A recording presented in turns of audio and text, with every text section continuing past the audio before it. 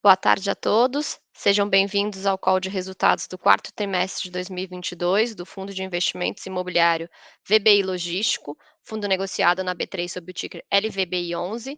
Meu nome é Juliana Freitas, sou responsável pela área de relações com investidores e gostaria de informar a todos que este call está sendo gravado e esta apresentação estará disponível no site do fundo, www.lvbi11.com.br. Durante a apresentação, as perguntas poderão ser enviadas pelo chat e serão respondidas no final do call. Informamos que previsões acerca de eventos futuros estão sujeitos a riscos e incertezas que podem fazer com que tais expectativas não se concretizem ou sejam diferentes do esperado. Essas previsões emitem a opinião da gestão unicamente na data em que são feitas e o fundo não se obriga a atualizá-las. Agradeço a presença de todos e passo a palavra agora para o Alexandre Bolsoni, Head de Investimentos no segmento logístico da VBI, que liderará esta apresentação. Boa tarde, Alexandre. Olá, Juliana. Boa tarde a todos. Obrigado aí pela presença. Nosso objetivo aqui é passar aí hoje na apresentação do call do último trimestre de 22. Passaremos também um pouco aí os acontecimentos durante todo o ano de 22 e algumas perspectivas também aí para o primeiro semestre de 23. Então, seguindo aqui já na nossa apresentação, a gente tem aí então uma agenda hoje. A gente vai passar brevemente por aquilo que é o fundo, um pouco do panorama de mercado no segmento logístico, principalmente com o ano aí do 2022, como que se apresentou.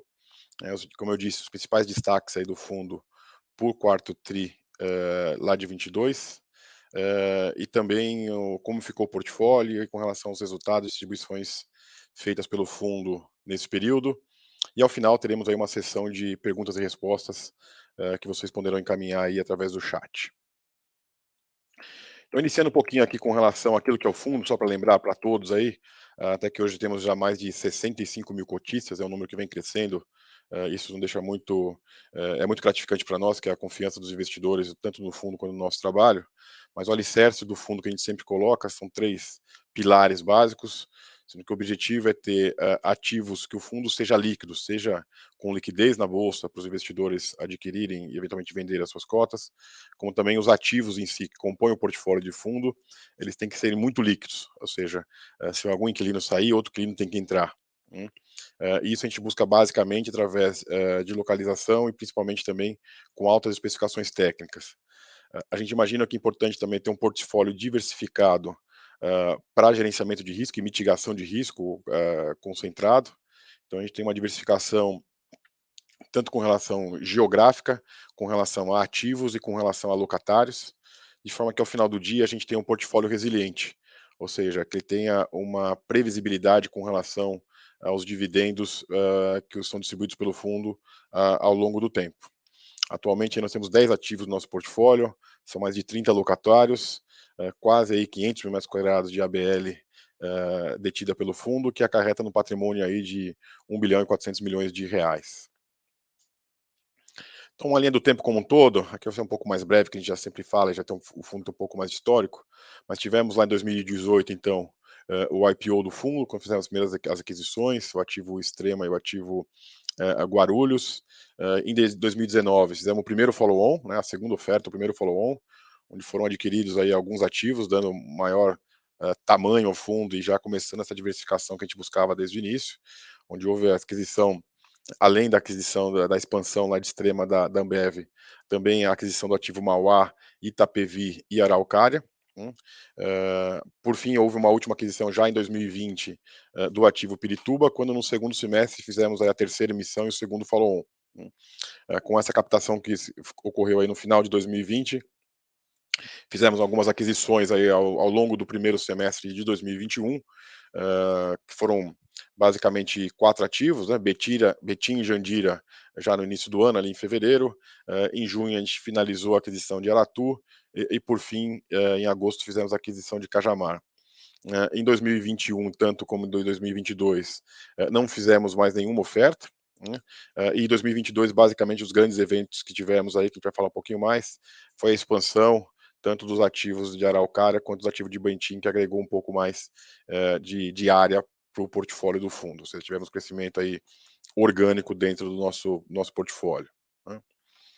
Falando um pouco aqui então mais da parte de mercado, acho que de maneira geral, a gente pode falar que o mercado continua, muito robusto, em uma situação confortável para os proprietários, né. De maneira geral, se a gente olha o Brasil como um todo, no ano passado a gente teve um crescimento da metragem, quadrada construída de 17%, ou seja, a gente saiu de um volume aí de quase 31 milhões de metros quadrados para algo de 36 milhões de metros quadrados no Brasil como um todo. É um crescimento significativo que a gente está falando, são 17% de crescimento real, orgânico, do estoque total que a gente tem hoje no Brasil de condomínios logísticos, né. Então, mesmo num segmento e num momento de mercado onde tem um crescimento robusto, a taxa de vacância se manteve estável e até com uma redução aí de aproximadamente 100 basis points, ou seja, tudo aquilo que foi entregue foi de certa forma absorvido, que a gente teve isso acarretou numa redução de vacância no Brasil como um todo, ou seja, a demanda, nunca tivemos tanta entrega de galpão como no ano passado, mas também nunca tivemos tanta absorção, ou seja, novos espaços sendo ocupados por diferentes inquilinos, né. E que isso acarretou no final do dia, um incremento no valor de locação. A gente teve um incremento aí de 13%, ou seja, acima da inflação, oficial do Brasil do ano passado, em termos de preço pedido médio para o todo o Brasil. Ou seja, é um mercado que continua crescendo, e continua crescendo de maneira sustentada, ou seja, estamos vendo recuperação de preço pedido e recuperação de preço de locação como um todo. Quando a gente olha aí para os principais mercados, e aí os mercados onde temos nossos ativos, que é importante lembrar, sempre a gente coloca como referência aí o estado de São Paulo, que ainda representa quase que 50% de todo esse mercado que a gente fala de Brasil como um todo, tá. São quase aí 17 milhões de metros quadrados que a gente tem em São Paulo hoje dentro desse mapeamento. Como a gente pode ver no gráfico, o mercado nos últimos anos vem crescendo muito, né? Quando a gente olha aí o volume de novo estoque, a quantidade de novos galpões que foi entregue no mercado, a gente foi num patamar aí de quase em torno de 1,5 milhão de metros quadrados por ano, que equivale aí a 2,5 vezes a média desde 2016 até 2020. Ou seja, é um volume muito maior do que vinha sendo entregue antes. A grande preocupação que a gente via no mercado, tem muita super oferta, vai ter muita oferta. Realmente, o mercado cresceu muito nos últimos 2 anos, mas esse crescimento não foi suficiente, para fazer a taxa de vacância subir. Muito pelo contrário, a taxa de vacância se manteve estável num patamar confortável, mas num patamar de balanço correto entre proprietário e demanda, tá. Isso muito em função, da locação desses espaços terem acompanhado essas entregas. Quando a gente olha o que foi absorvido, 90% desse novo estoque dos últimos 2 anos foram absorvidos por novos inquilinos, tá. Ou seja, 90% dos espaços entregues foram ocupados por novos inquilinos, ou seja, o mercado continuou balanceado numa taxa de vacância aí de em torno, de 10% que a gente tem hoje, em São Paulo, tá. Quando a gente olha no estado de São Paulo como um todo, é importante também comparar um pouquinho as regiões, né. O estado de São Paulo é dividido em 3 grandes raios, vamos chamar assim. O primeiro raio, que é o mais próximo aqui da região metropolitana de São Paulo, mais próximo da capital, que a gente chama de raio 30, onde está localizado 100% do nosso portfólio aqui em São Paulo, é onde apresenta aí talvez as maiores oportunidades do nosso entendimento, porque é onde historicamente a gente tem uma taxa baixa de vacância, ou seja, tem uma pressão maior, pelo preço, como a gente vai ver a seguir, e essa vacância se mantém estável, né. A gente teve um pequeno incremento quando comparado aí, ao quarto trimestre de 22 com o 21, mas ainda assim no patamar de 11%, que é um patamar estável e controlado, onde a gente consegue ter, boas negociações para o lado dos proprietários, para o lado do fundo.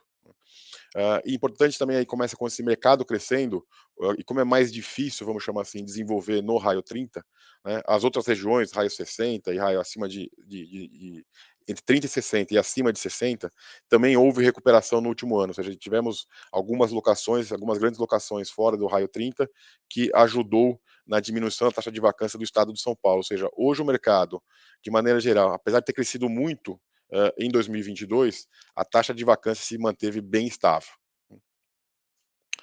Isso, como eu disse já, para o Brasil se reflete um pouco com relação ao aumento do preço pedido, do valor de locação, né. Quando a gente olha aí no raio 30, houve um incremento aí na base de 18% no preço pedido. E por que esse preço pedido, tem aumentado?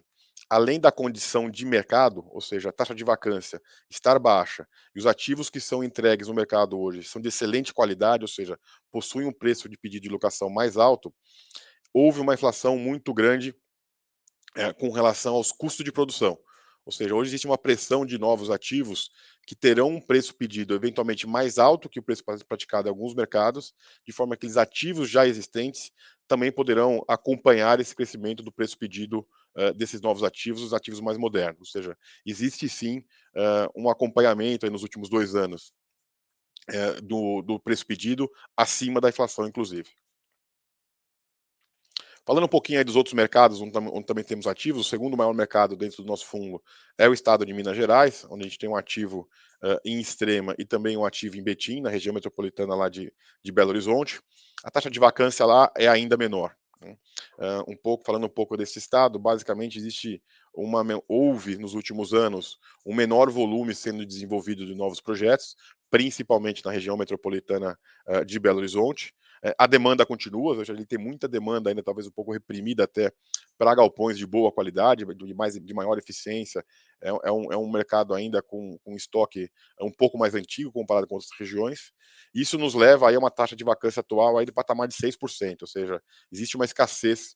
A gente sempre fala que um patamar de 10% aí é um patamar de equilíbrio. Quando está abaixo de 10%, a gente tem aí um ponto mais favorável aos proprietários do que aos inquilinos.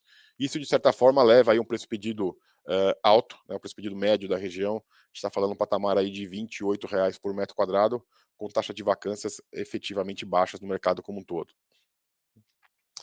Um outro mercado também que vale a pena mencionar, que estamos aí com um pouco mais de detalhe, é o estado do Paraná, na região metropolitana de Curitiba. Lembrando que temos lá o ativo Araucária, nessa região, que também apresenta uma taxa de vacância muito baixa. Então, estamos nos mesmos patamares ali da região de Belo Horizonte. É uma taxa de vacância que vem caindo aí ao longo dos últimos anos, em função basicamente do crescimento da demanda, do crescimento da necessidade de ocupação por parte dos inquilinos e também um baixo desenvolvimento de novos galpões. Então, hoje, quando a gente tem uma demanda um pouco maior do que as novas ofertas que vem acontecendo no mercado como um todo, a gente imagina que esse preço pedido, inclusive, tem uma tendência de subida. Já vem subindo aí nos últimos 12 meses. A gente acredita que o preço pedido de Curitiba deveria superar um pouco esse preço médio aí, atualmente de R$ 21 o metro quadrado, principalmente porque os novos ativos que vão surgir, como eu já disse, deverão ter um preço pedido bem acima desse preço médio aí de 21. E por fim, lá no estado da Bahia, onde tem o ativo Aratu, no município de Simões Filho, também um mercado ainda em bastante desenvolvimento. São pouquíssimos ativos que a gente considera de classe A nesse mercado como um todo, porque até o volume em si é relativamente pequeno, um pouco mais de 1 milhão de metros quadrados. O nosso ativo lá representa aproximadamente 10% do mercado, tem um pouco mais de 100 mil metros quadrados de área construída total. E também o mercado apresenta taxa de vacância muito baixa, muito controlada. A gente está falando aproximadamente aí 10% de taxa de vacância, com preço pedido em média de R$ 24 o metro quadrado. Importante também colocar que os ativos de melhor qualidade possuem um preço pedido um pouco acima da média dessa aí da região metropolitana de Salvador, de R$ 24 o metro quadrado. Então, de maneira geral, que eu posso falar de mercado para vocês, o mercado nos últimos 2 anos de logística tem se comportado de maneira muito robusta. Tivemos bastante crescimento, como era previsto, e também como era esperado por nós. Esse crescimento do novo estoque foi acompanhado pelo crescimento da ocupação dos inquilinos. Num primeiro momento, ali em 2020, 2021, muito em função do e-commerce, do crescimento do e-commerce da pandemia, a gente já vê em 2022 e também fazendo uma perspectiva aqui para 2023, de um crescimento de outros segmentos do mercado como um todo, ou seja, diferentes demandas, diferentes segmentos econômicos continuam procurando galpões de boa qualidade, ou seja, uma vez que a gente tem um portfólio de boa qualidade, com boa localização, a gente imagina que o nosso portfólio hoje está muito bem posicionado em função das necessidades dos inquilinos que mais tomam área atualmente. Então, seguindo um pouquinho aqui a apresentação, falando um pouco mais do fundo, Vamos dar uma olhada então que a gente teve uma retrospectiva aí do ano de 2022, a gente dividiu basicamente em trimestre. O primeiro semestre foi um pouco mais movimentado para o fundo, e o segundo semestre a gente teve um pouco mais de estabilidade, quase atingindo o voo de cruzeiro aí, mas só fazendo uma retrospectiva então, lá no primeiro trimestre, a gente teve novas locações que levaram a ocupação do ativo Aratu para 100% do Galpão 1, lembrando que a gente tinha adquirido o Galpão, o ativo Aratu, em julho do ano anterior, e o Galpão 1 aí não estava 100% ocupado. Ainda no primeiro trimestre, nós tivemos a entrega da expansão lá para Magalu, do ativo Araucária, ou seja, fizemos uma expansão de aproximadamente 6 mil metros quadrados. Lembrando que a gente tem uma outra expansão de aproximadamente 12 mil, ainda potencial para o ativo em si. Na parte de fluxo de caixa do fundo, no primeiro trimestre do ano passado, nós fizemos um acordo no instrumento de alavancagem que o fundo detém, onde basicamente foi feita uma postergação do início da amortização do principal do fundo. Então, o fundo hoje, nessa época, tinha 120 milhões de uma dívida CDI, que já no segundo trimestre foi adicionado mais 30 milhões, que a gente já vai falar um pouquinho, e o cronograma, então, o fundo mensalmente já paga os juros dessa alavancagem, restando pagar as parcelas do principal, o capital do principal, que teria início em setembro do ano passado, e no início do ano passado a gente postergou o início da amortização para setembro de 23. Já no segundo trimestre, como eu já antecipei um pouco, nós fizemos uma liberação de 30 milhões adicionais dessa estrutura de alavancagem que tínhamos, ou seja, passamos de 120 milhões para 150 milhões, para que esse valor adicional custeasse a expansão do ativo Betim, onde construímos aí um pouco mais de 30 mil metros quadrados, 20 mil metros quadrados aproximadamente de área adicional, que adicionados os 30 mil metros quadrados existentes anteriores, o ativo atingiu um pouco mais de 50 mil metros quadrados de ABL, que está alugado para a Amazon. Então, além da entrega lá de Betim dessa expansão, fizemos a entrega do Galpão 2 do ativo Aratu, que na época estava 90% ocupado e alugado para Americanas, que a gente vai falar um pouco mais ao longo da apresentação em função dos acontecimentos recentes. E os outros 10% nós trabalhamos aí ao longo do segundo semestre e foram finalmente alugados já no início aqui do ano de 2023.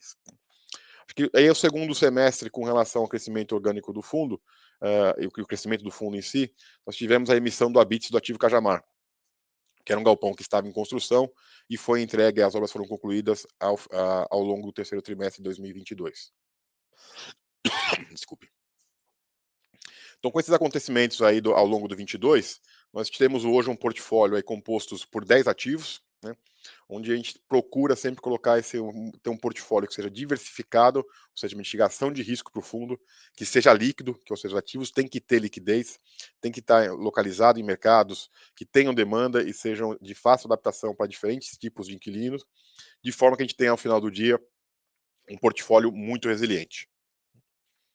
Então, como eu disse, a gente está localizado em 4 diferentes estados, uma concentração um pouco maior, que é o nosso objetivo no estado de São Paulo, principalmente aquilo que a gente chama de raio 30, que é na região metropolitana aqui de São Paulo. A gente tem um pouco mais de 40% dos nossos ativos nessa região, e o restante, é um pouco menos de 60%, diversificado em diferentes regiões.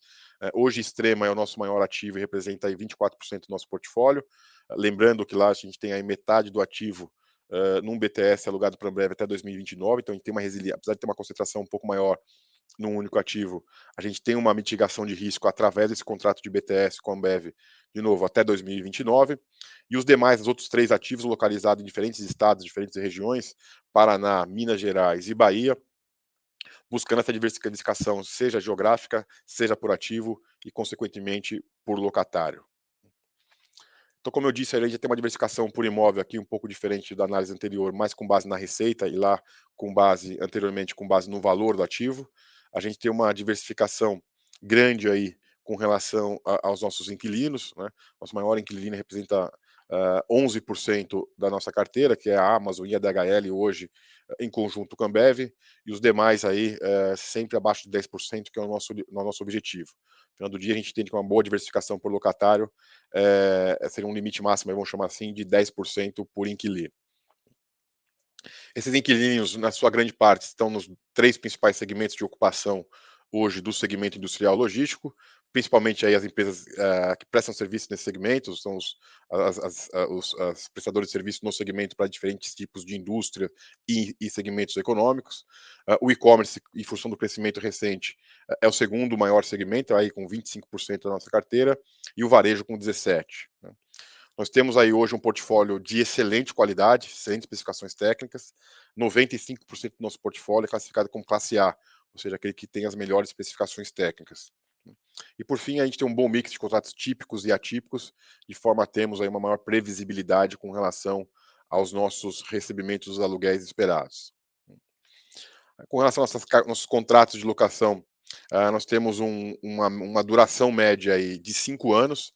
O que isso representa? A gente faz um balanço, uma conta média de todos os nossos contratos.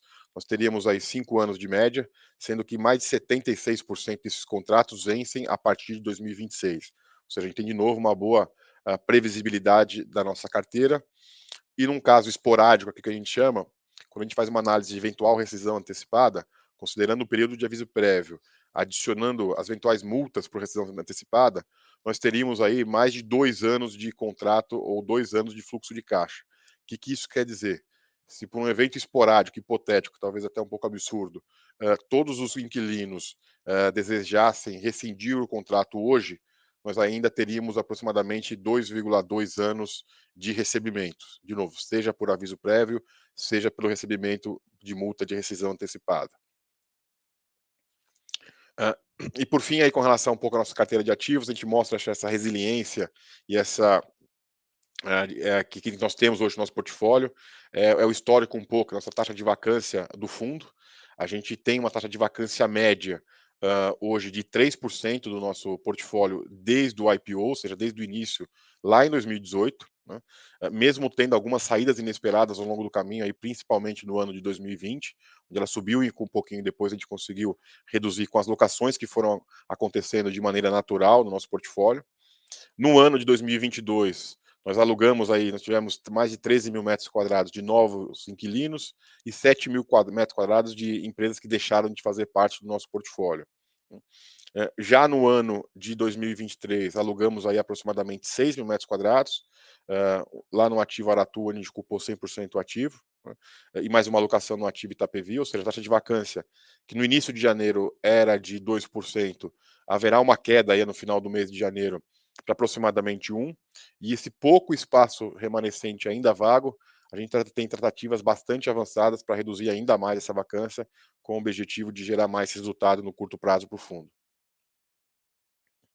E quando a gente olha a nossa carteira de uma maneira geral, com esses 10 ativos, a gente tem aí, como eu disse, 480 mil metros quadrados aproximadamente de ABL detida por o fundo. E acho que um ponto importante que a gente sempre gosta de lembrar, hoje é que o valor desse portfólio, quando a gente faz um comparativo com o mercado secundário, seria dizer que todo esse portfólio pode ser comprado por aproximadamente R$ 2.700 o metro quadrado, que é um valor abaixo do custo de produção. Hoje que a gente tem a oportunidade de comprar uma cota do fundo na bolsa. Se você comprar hoje, você vai estar comprando todo esse portfólio com essa qualidade, com essa localização, com esses inquilinos, com essa previsibilidade, com aproximadamente 15% de desconto pelo custo de produção, ou seja, não é nem pelo custo de mercado, é pelo custo de produção de novos ativos. A gente estima hoje hein, que esse custo de produção de um ativo comparável, em média, é algo em torno de R$ 13.200 o metro quadrado, já incluindo terreno e outras benfeitorias, como acesso e terraplanagem. Ou seja, para quem gosta de ativo imobiliário, hoje o mercado, em função desse desconto, seja com relação à cota patrimonial, que consequentemente dá um desconto significativo para o custo de produção, você consegue comprar ativos dessa qualidade com 15% de desconto em cima do custo de produção de ativos nesse segmento. Agora entrando na parte mais financeira aí dos últimos meses e um pouco mais detalhe do segundo semestre de 22, o fundo de maneira geral está bem estabilizado, seja nas suas receitas, seja nas suas despesas. Né?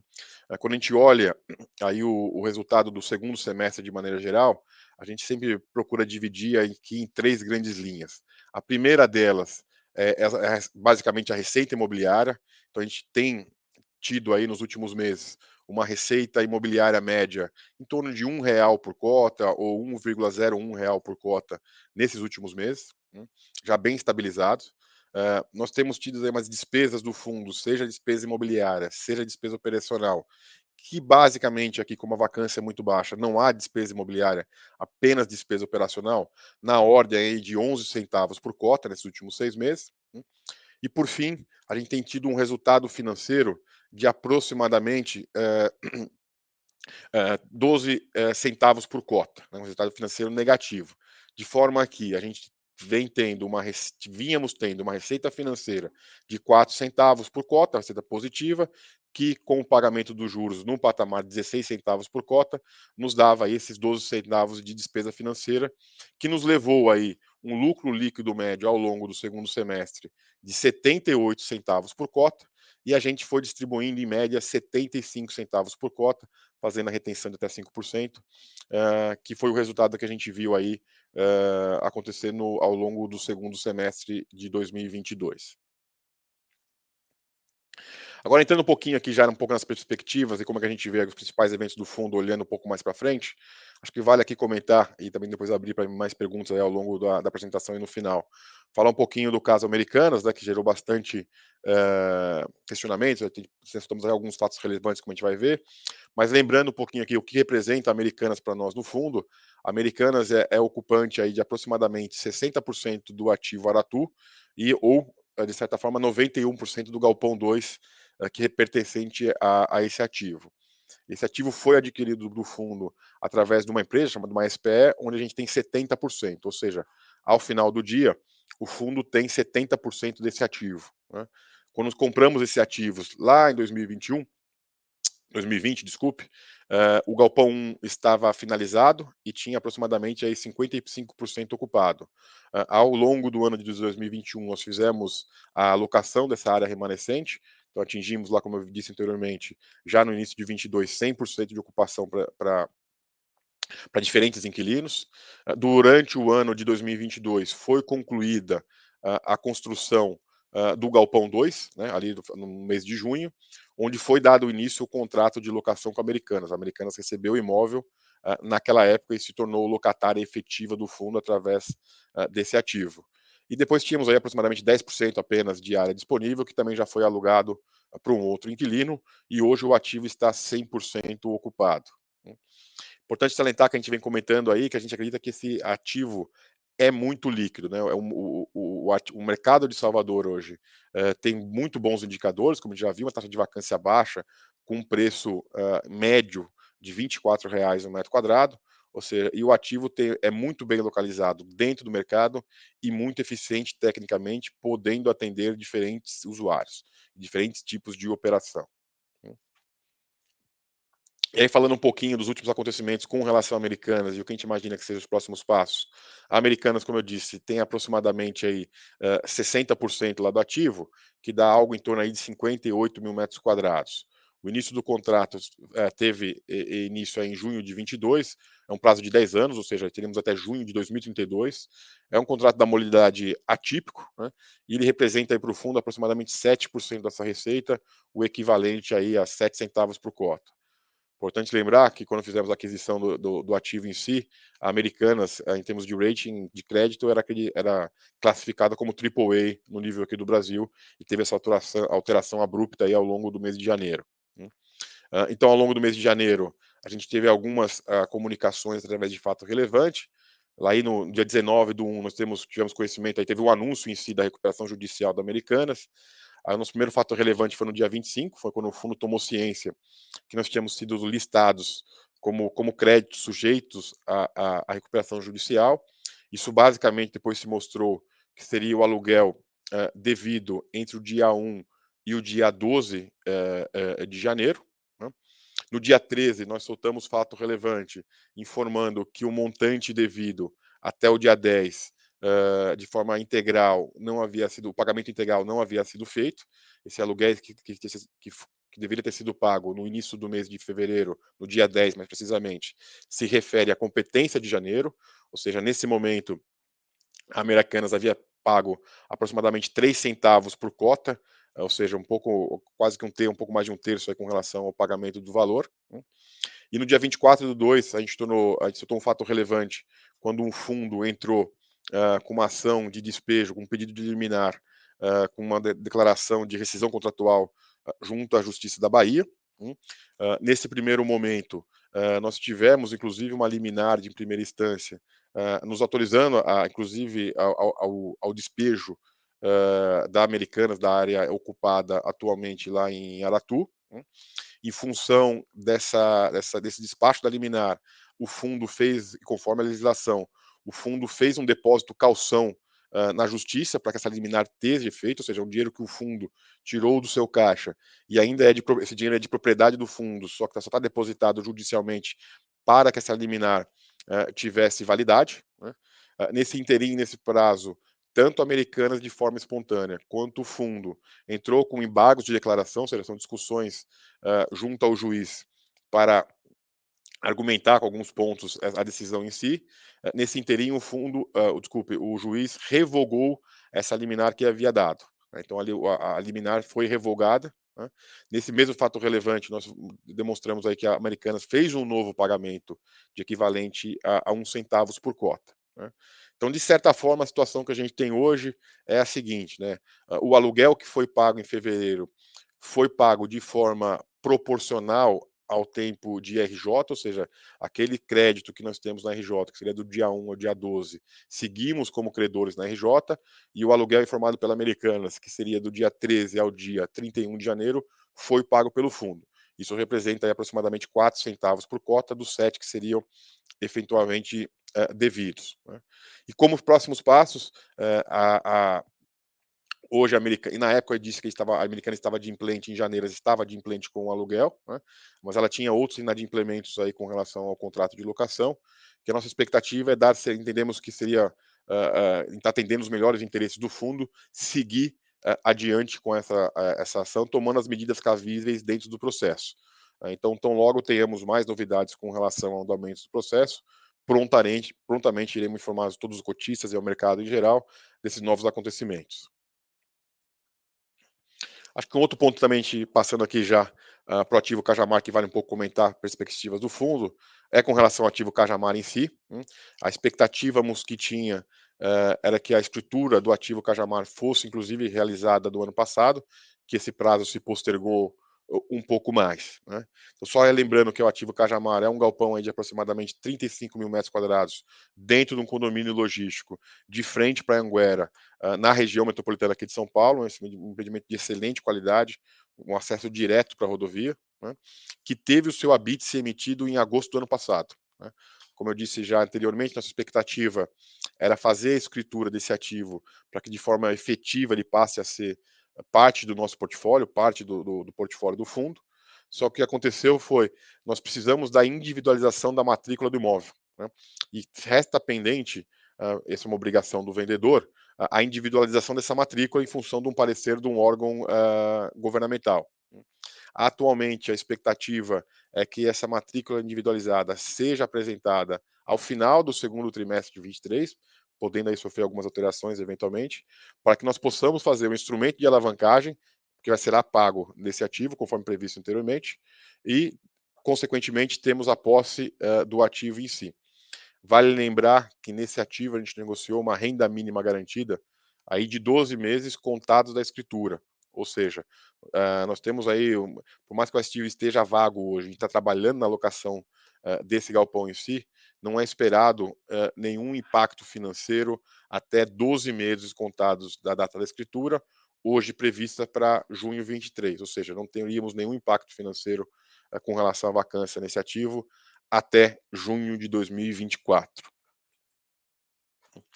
Aí, por fim, olhando um pouquinho aí com relação às movimentações que nós temos aí para os próximos 6 meses, desculpe, e para os 12 meses com relação ao fluxo de caixa, como eu acabei de dizer, a nossa grande movimentação de fluxo de caixa está prevista aí para o segundo trimestre, quando a gente faz o pagamento ah, da, da parcela final de Cajamar, né. Essa parcela final hoje tem um valor total aí estimado de 71 milhões de reais, que com a nível de alavancagem que a gente imagina fazer, que é 70% do valor de geral, de valor geral do ativo em si, a gente teria um incremento de caixa de aproximadamente 16 milhões de reais. Por quê? O montante a ser alavancado de 87 é maior que o valor devido, né? E aí, considerando todas as obrigações que a gente tem do fundo com relação a investimentos em ativos, a gente sairia de uma posição de caixa de 19 milhões de reais ao final de janeiro de 22 para uma posição de caixa de 24 milhões de reais ao final do ano de 23. Esse montante de caixa, se ainda a gente considerar o montante a ser pago de principal da dívida ao longo de 23, ainda assim seria o suficiente para amortizar esse valor, que dá algo em torno de 12 milhões de reais. Ou seja, chegaríamos ao final do ano de 23 do fundo, o fundo cumprindo todas as suas obrigações, inclusive com o pagamento principal da dívida, caso realmente tenhamos que fazer isso. E aí, falando ainda com relação às perspectivas para os resultados do fundo, com relação ao que a gente espera aí de receita e despesa e, consequentemente, nos dividendos a serem distribuídos, como eu disse anteriormente, a gente vem num patamar de receita imobiliária de aproximadamente R$ 1,01 por cota, né? E a expectativa é que esse patamar suba conforme a gente tem os reajustes de inflação nos contratos de locação. Então, a gente espera que, ao longo dos primeiros semestres, a gente saia de 1,1 para 1,2 e assim sucessivamente, conforme a gente vai repassando os reajustes para os contratos de locação, né? Nas despesas em si, não esperamos grandes alterações, né? Nas despesas totais, que é basicamente a despesa operal do fundo, e despesa imobiliária, despesa de vacância, como a nossa vacância é muito baixa e a despesa operacional do fundo é muito constante, a gente imagina que a gente vai se manter nesse patamar aí de 11 centavos por cota, né? O que a gente vai ter agora nesse primeiro semestre, em função da diminuição do caixa disponível do fundo, quando comparado com o segundo semestre de 22, é um resultado financeiro um pouco maior. Basicamente porque a receita financeira vai diminuir, né? Então a gente imagina um resultado financeiro ao longo do primeiro semestre aí no patamar de 15 centavos por cota, né? Que eventualmente em algum momento aí ao longo do ano de 2023, acho que é o grande debate econômico aí atualmente, é que com uma eventual queda da Selic, como a nossa dívida é atrelada ao CDI, nós teríamos uma menor despesa financeira e um resultado financeiro negativo menor. Ou seja, teríamos menos pagamentos de juros que poderiam impactar no maior distribuição de dividendos. Em termos matemáticos, o que isso quer dizer? Para cada 1% ou 100 basis points que teríamos de redução da Selic, a gente teria 1 centavo a menos de despesa financeira, que eventualmente requentaria 1 centavo a mais de distribuição de dividendos, né?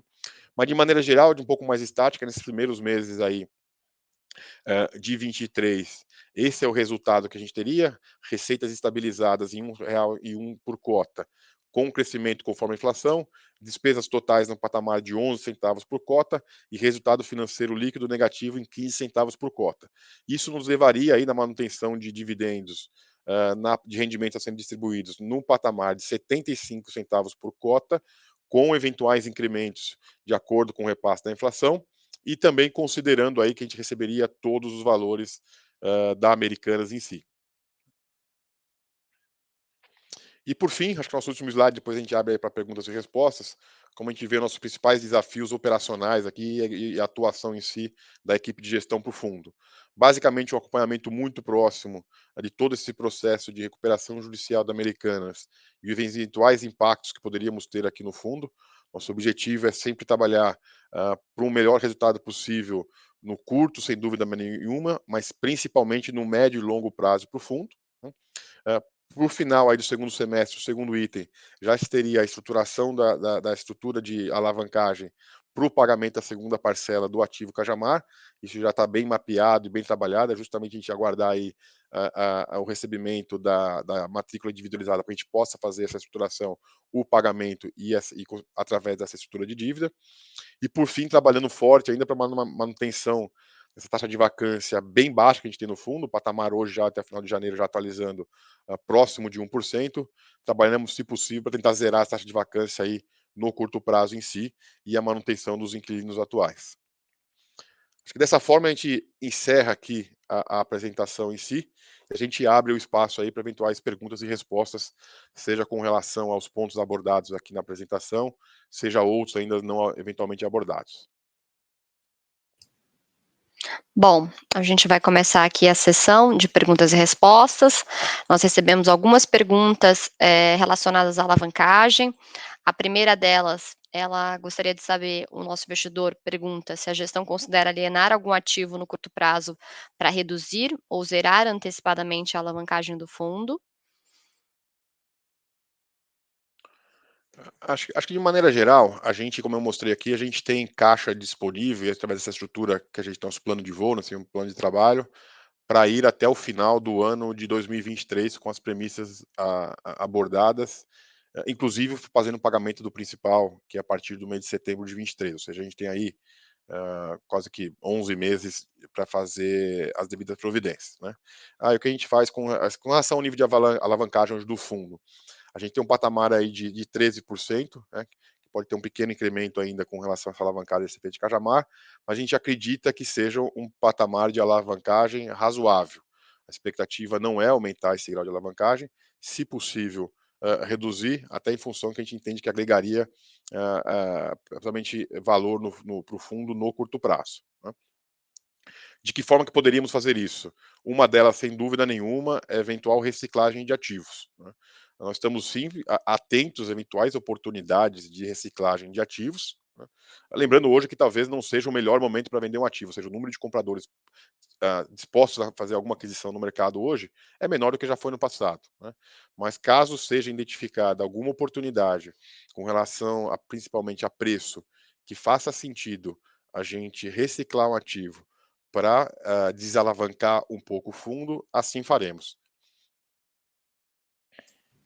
Bom, vieram algumas outras perguntas relacionadas à alavancagem. Então, uma delas, ela pergunta se a gente pode esclarecer um pouco melhor como é que foi o histórico da alavancagem, né, porque nós fizemos uma alavancagem inicial para adquirir, Aratu desculpe, Jandiri e Betim, e depois teve a questão da postergação do início da amortização, o aumento, da alavancagem, e ela gostaria de saber, enfim, se a gente pode fazer um repasso, né, sobre esse histórico. E se o problema da Lojas Americanas, ele impacta, o fluxo financeiro de modo a ter algum problema aí no pagamento, dessa amortização. Então, bom, assim, boa pergunta, fazendo uma retrospectiva da estrutura de alavancagem do fundo. Né? A estrutura de alavancagem, o fundo começou a ficar alavancado, vamos chamar assim, quando fizemos a aquisição de Jandiri e Betim. Basicamente, quando nós fizemos a aquisição desses dois ativos, os ativos já vieram com uma alavancagem de aproximadamente 120 milhões de reais, e algo em um custo de CDI mais 2 aproximadamente, que na época decidimos manter essa alavancagem, não quitar essa alavancagem, basicamente por dois motivos. Né? Era uma alavancagem, à época, relativamente barata, lembrando que o CDI na época estava 2%, né? É o que a gente não contava, talvez, foi com esse crescimento tão grande do custo do CDI. Né? E na época tínhamos mais ativos, vamos chamar assim, estávamos em diligências bastante avançadas, com uma capacidade de compra do fundo um pouco mais reduzida. A gente vinha de um follow-on ali de aproximadamente 500 milhões de reais, onde nós tínhamos mais ativos a serem adquiridos nos meses subsequentes do que a capacidade de compra de equity do fundo em si. Então tomamos a decisão de gestão em si, de sim, começar a ter uma alavancagem para o fundo, desde que seja um montante equilibrado, racional, que a gente acha que o patamar de 15%, 20% no máximo é o mais equilibrado, a ideia é não passar disso. Então mantivemos essa alavancagem. Né? Nesse meio do caminho, nós também fizemos a aquisição do ativo Aratu, onde também tinha dentro da SPE, que a gente tem a participação via SPE, uma alavancagem aí de PCA mais 1,5, uma dívida muito barata, no montante menor, algo em torno aí de 17, 18 milhões de reais na participação do fundo. Então essa é a estrutura inicial que nós compramos, como fizemos a alavancagem do fundo. São ativos que foram comprados que já estavam alavancados. O fundo só manteve a alavancagem em função de estratégia de caixa e agregar valor para o fundo em si. Como também falamos aqui, aí no ano de 22, nós fizemos a primeira renegociação de início de amortização com o credor, sem nenhum custo adicional para o fundo, ou seja, inicialmente a dívida, a CDI, que era de 120 milhões, tinha o início do pagamento em setembro de 22, nós repactuamos isso com o credor para que tivesse início em setembro de 23. No ano passado, nós fizemos aí um aditivo, ou seja, fizemos uma liberação de 30 milhões de reais adicionais essa dívida CDI, para que seja custeado, para que tivesse sido custeado a expansão do ativo Betim, né.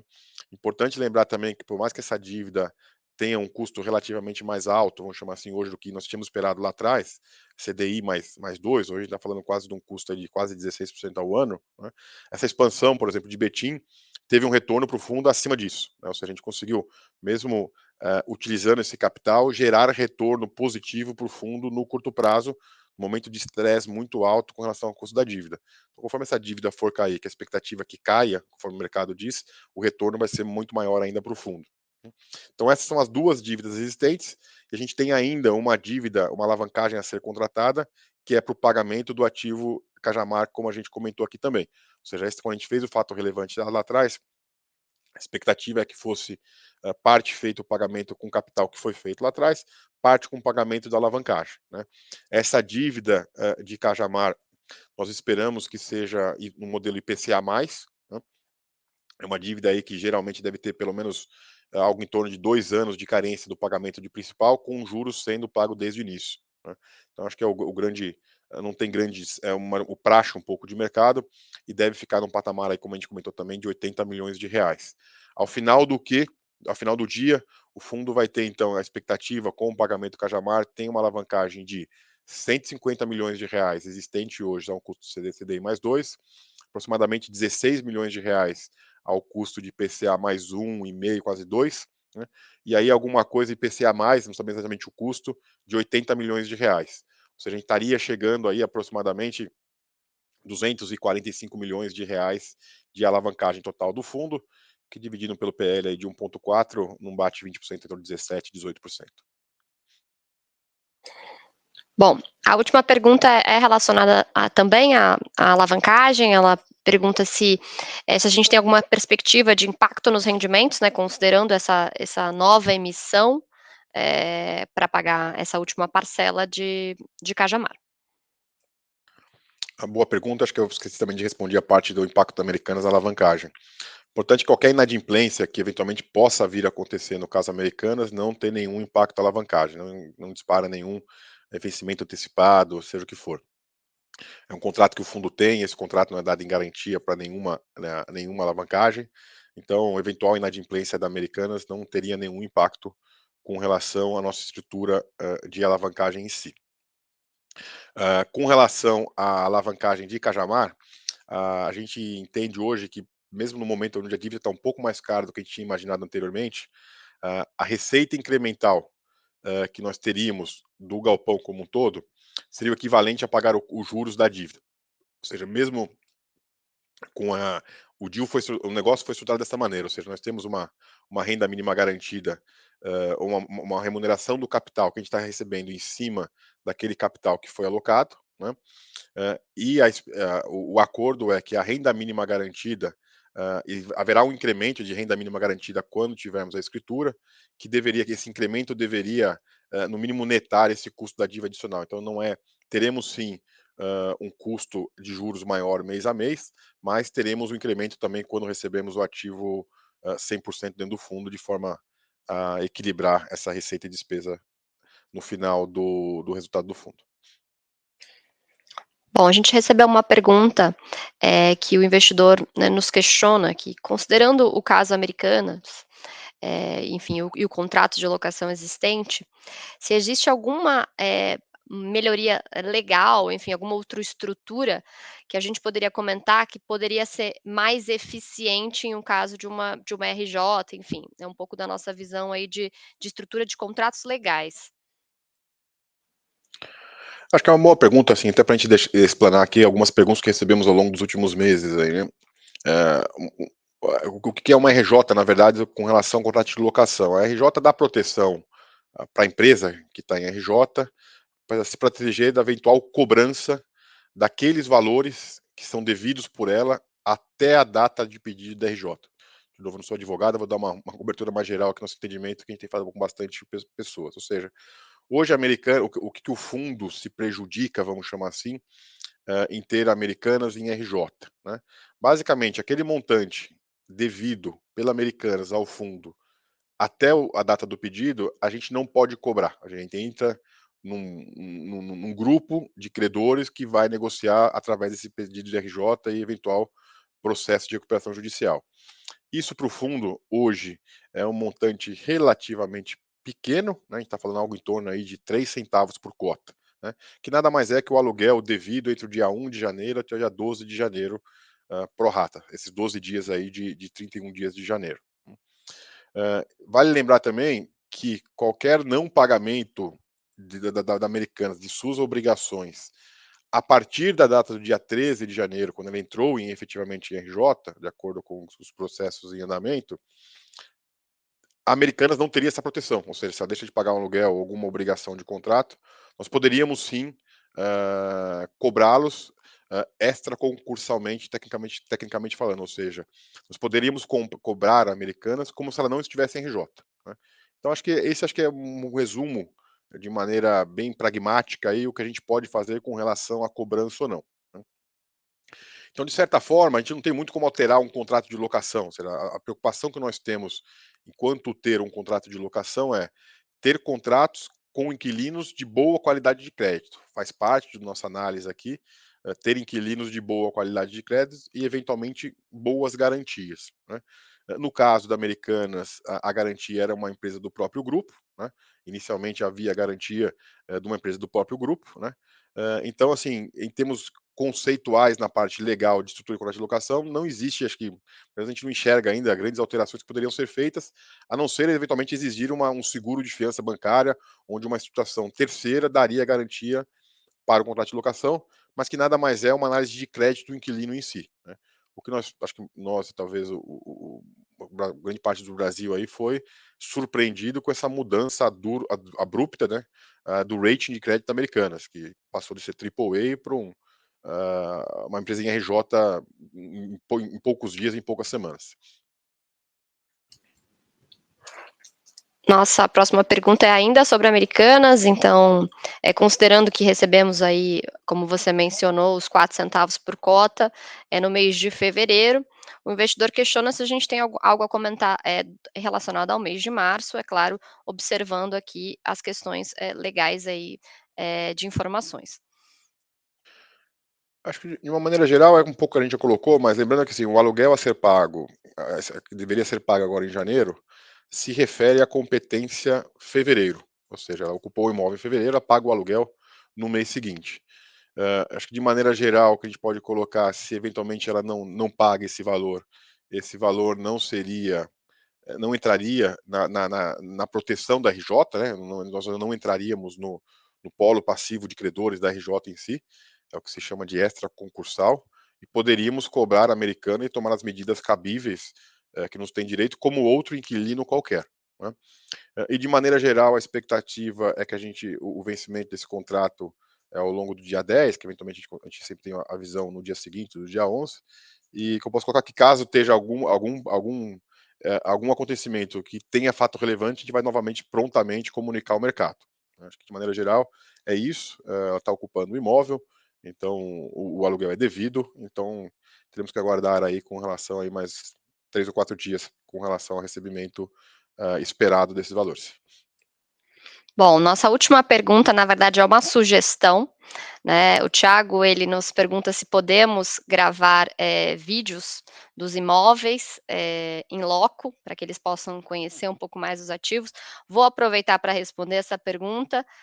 Sim, nós estamos aqui com um plano para fazer essa série, né, onde a gente vai gravar, eh, os imóveis dos fundos e vamos disponibilizar, no site do LVBI, como também nas nossas plataformas. Então, peço que aguardem algumas novidades, porque isso está no nosso radar aí para os próximos meses. Aproveito agora para passar a palavra para o Alexandre para as considerações finais. De maneira geral, obrigado a todos pela presença, pelas perguntas. Acho que é muito importante aí essas perguntas que vocês façam, seja nos nossos calls, seja via da DRI, para que a gente possa apresentar o material de uma forma mais transparente possível e deixar o máximo nível de informação com relação ao portfólio e ao fundo em si, como essa consideração final da Juliana, que é tentar fazer as melhorias que a gente pode fazer nos nossos canais, de novo, para ter o máximo de informação para os cotistas e investidores tomar as suas melhores decisões de investimento.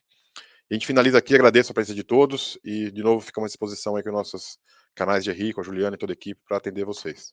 Obrigado e um abraço a todos.